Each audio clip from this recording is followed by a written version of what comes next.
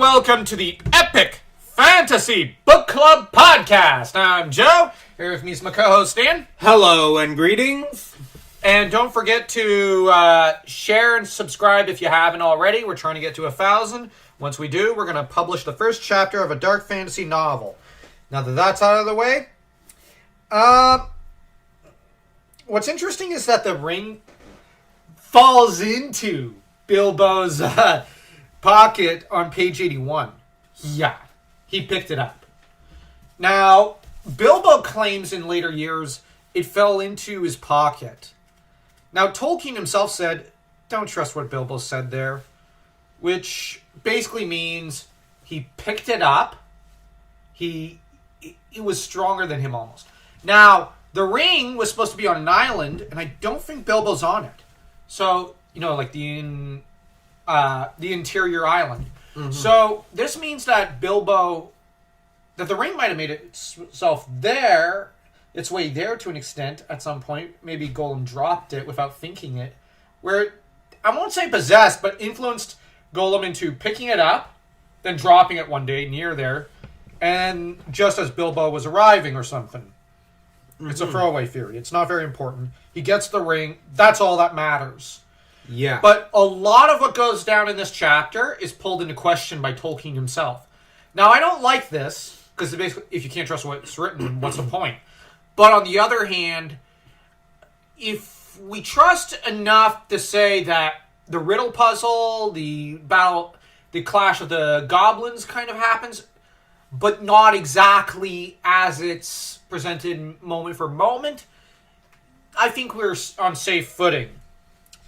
That said, and I just remembered, I forgot to comment on how Bilbo also got a weapon of Gondolin, a dagger, which to him feels like a freaking sword.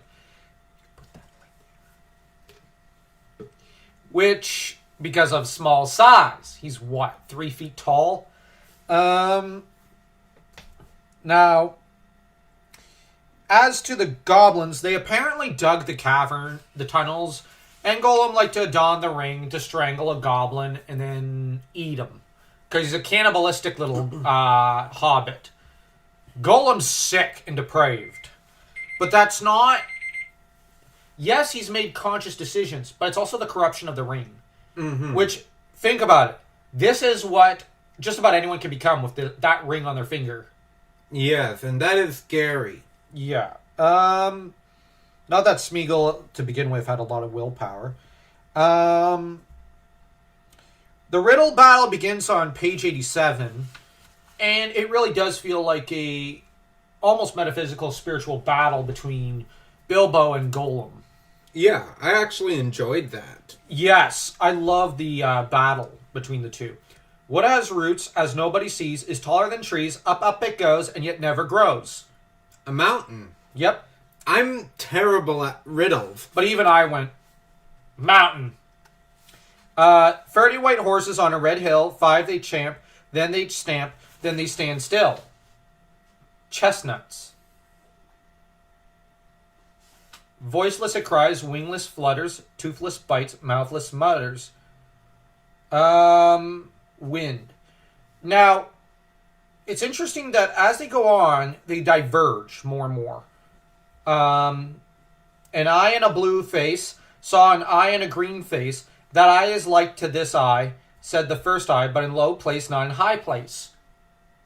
That one I found pretty good, but it's Sun on the Daisies. Philosophically, Bilbo is someone who apparently likes flowers. Yes, we already know that. But he's praising life. Life has value, has merit. It's the eye of the sun, except on Earth. If you've ever been in a sunflower field, it is beautiful. Mm-hmm. And Bilbo's comparing it in beauty to the sun, which is quite high poetic praise. And that's really how we ought to regard life. As a gift, as beauty itself, and as really worth living. And it should be like the flower fields. Beautiful and simple. But then we get Gollum's reply, which is, it cannot be seen, cannot be felt, cannot be heard, cannot be smelt. It lies behind stars and under hills and empty holes it fills. It comes first and follows after, ends life, kills laughter. That's easy. Dark.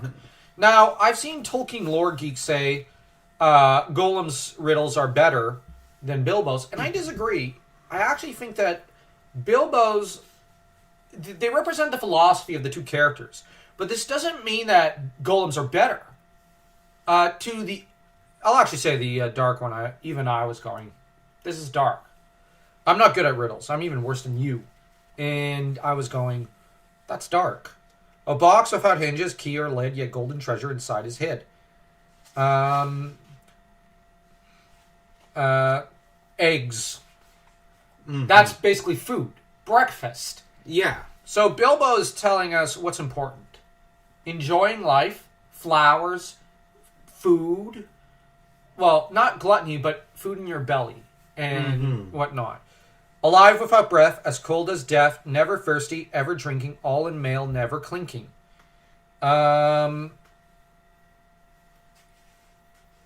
Fish. Yeah, they then go into fish, which... That one's not as good, but then there's... This thing all things devours, birds, beasts, trees, flowers, gnaws iron, bites steel, grinds hard stone to meal, slays king, ruins town, and beats high mountains down. Time. Which, I'll be honest, that one was boring. Yeah. That one I figured out. Now, Tolkien has a point when he says that Bilbo could have figured it out, but the problem is the mortal terror that he's in is making him go, well, could it be this? Could it be this? Could it be that? He's not thinking. He's panicking. That part, I think we can believe. That Bilbo was panicking during this battle. Mm-hmm. I do think he had the chance to kill Gollum. But he didn't take it. Because, he showed pity. And Gandalf later mentions that moment of pity was very important. Because Frodo and even Samwise later say, well, why show pity on Gollum? And you have Gandalf. Well, that's what makes Bilbo better than Gollum. Bilbo was capable of pity. He saw in Gollum something that's just pathetic. Mm-hmm. Not worth killing. And that it would be better to just spare him and show a moment of compassion. That said, the daisies and the eggs there. That is... Yeah, Bilbo's commenting that life is better than death. That rather than having a nihilistic outlook, we have to look on the bright side. We have the sun in the sky. We have flowers in the field. We have food in our belly. That's all you really need sometimes. Mm-hmm. And that too few people appreciate that. Exactly. I think there's a moral fairy tale lesson there. Now, not many want to... Now, that said, Tolkien Lore Geek has gone on record time and again commenting that on the positive there. But... Now, he kind of found Gollum's riddles better. I disagree, but at the same time, he often takes the more positive outlook on the lore, which I respect him. Oftentimes, he's more optimistic than I am. And he's also crazy smart, so... Yeah. So, yeah, you've seen his videos. Dude's crazy smart. Then we get the pocket question. What's my pocket? No, that's... Then they squabble because, well... Gollum soon figures out what's in the pocket. Bilbo doesn't. Then Bilbo accidentally slips the ring on. Which... That part, I kind of believe. Kind of. But I kind of think that Bilbo might have slipped it on without thinking. Rather than it slipping on him by accident. That the ring influenced him enough that it got him to put it on. Yeah. Now, that said, he leaps over tall buildings and... Oh, wait, this is not Superman. This is Bilbo. He leaps over Gollum, ends up dealing with the goblins. But here's the thing. As he's trying to slip past the goblins, the ring slips from his finger. Because I think the ring was genuinely trying to escape to the goblins. Because the goblins are servants of Sauron. Mm-hmm. So, it's trying to get back to Daddy, so to speak. And Bilbo is just trying to get past them. So it slips off his finger, and I do like that he has to basically grab it and force it back on his finger. That makes sense, because it wants to go to Sauron. Bilbo wants to get the heck out of there. He wants to get the heck out of Dodge. I'm not sure how Gollum gets out of the pickle of having screamed until the goblins heard him, but then again, the goblins like to steer clear of his cave, so as it's been mentioned. Occasionally they try to send someone down for fish for their goblin chief, but it doesn't always work out. It typically doesn't work out. Yeah. Then there's the buttons getting stuck. Now that part, I'm kind of... How did he lose the buttons? I don't trust that part. Because when I read it, it felt like the buttons were the only thing keeping him, and then they popped off. That's what I mean. Did he really have that close shave, or did he make that part up?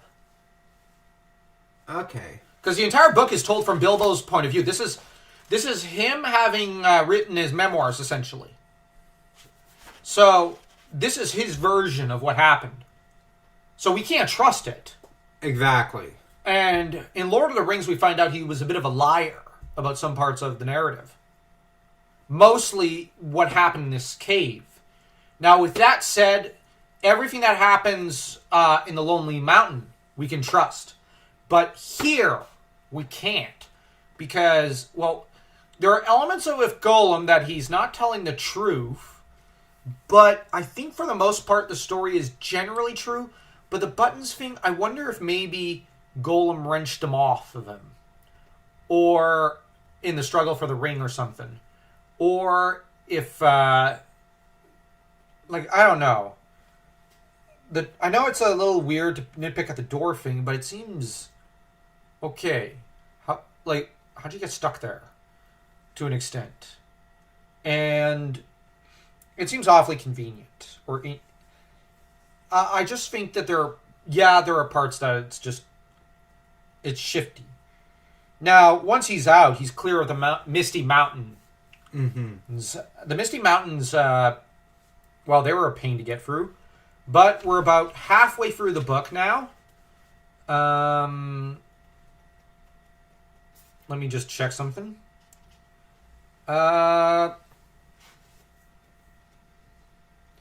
We'll say... I'm just looking up the chapters. Well, we could go all the way to 163. So that's chapter 6 through to 8. Now, with that said, what did you think of this chapter? I actually enjoyed it, especially the Battle of Wits.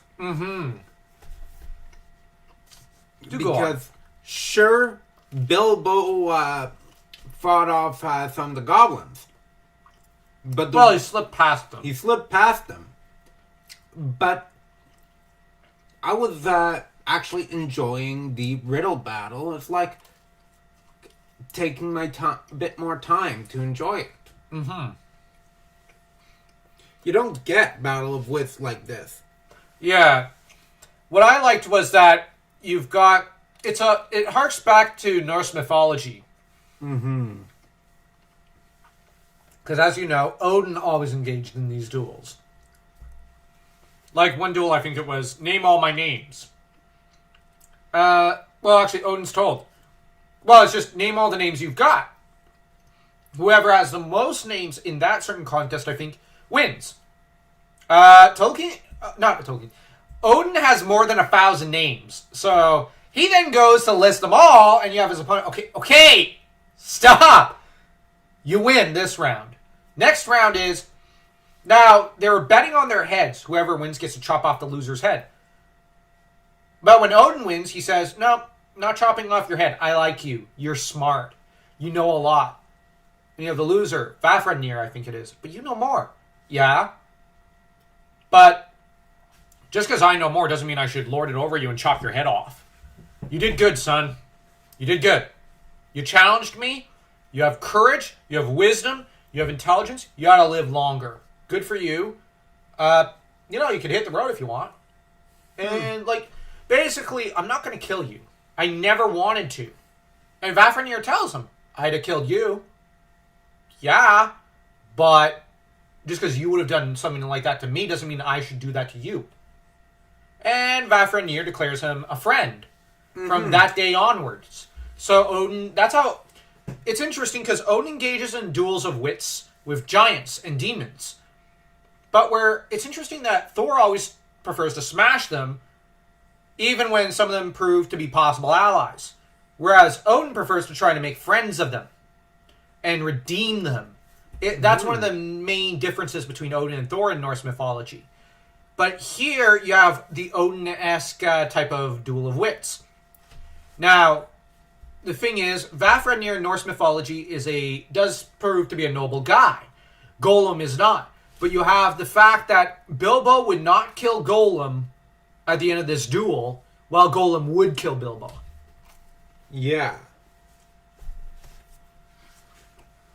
So, this duel is extremely important in the narrative. It is quite possibly the most important moment in the entire narrative, and this is the moment that has almost the most impact on Lord of the Rings. The moment when Bilbo gets the one ring to rule them all, and, basically, essentially runs off with it. Now, on page 95, we have a reference to the master of the ring, Sauron, the Lord of the Ring. That was a moment where I found that the chill when it goes up your spine because you're going, one screw up from Bilbo, he's off to see Sauron and die. And Sauron will become a living god again in Middle-earth. And the trouble is that with Smaug still alive and Sauron at full power, the two would crush the Fellowship. And the last alliance of elves, dwarves, and men. Mm-hmm. So the alliance and the Fellowship really cannot afford to have Bilbo muck it up this here. But he doesn't. That's Bilbo. He's a trickster and he's freaking damn sly. Mm-hmm. Now, that'll be it for this video. Any last comments on it? Still like that duel of wits? Yeah. You know what? I'm eager for the next part. Mm-hmm. Well, it's good, but not as good. The narrative kind of starts to slow down a little, I find, until you get to the Lonely Mountain. Then stuff heats up. Gets so freaking heated between the people, the men of the village of the Dale. Some of the local forest elves, under, I think, Thranduil, decide to get greedy because they go, Dwarven Horde, mine! And you have an army of dwarves that comes along. You have Thorin who go, basically everybody pretty much gets infected by Dwarven greed. Not Dwarven greed, Dragon greed. Oh boy. Except for the men of the Dale who go, can we have compensation? Please? You know what I mean? You have the orcs who run around going nuts. But now the elves and the humans and the dwarves do form an alliance here. Because, orcs, we don't want them to win. But everyone's an a-hole at the end there. Except for the men of the village of Dale and Bilbo. Bilbo is the last hope everybody's got. And he actually provides a solution to the Battle of the Five Armies. Mm-hmm. Negotiations. And, yeah, things will... But there's also Smaug right before that, who's an interesting character. So, yeah, Tolkien has very, very interesting stuff ahead of us. But I'm more excited for that those last couple of chapters with Smaug and Dale. And the Dale. Sounds like it's going to be pretty good. Yeah, there's a lot of politics there, though. Which is good. Mm-hmm. That's par for the course of Tolkien. He really invented the political fantasy genre. And where... But, yeah, it's just really cool. The Hobbit is a really good read. Anyways. Like, comment, share, subscribe.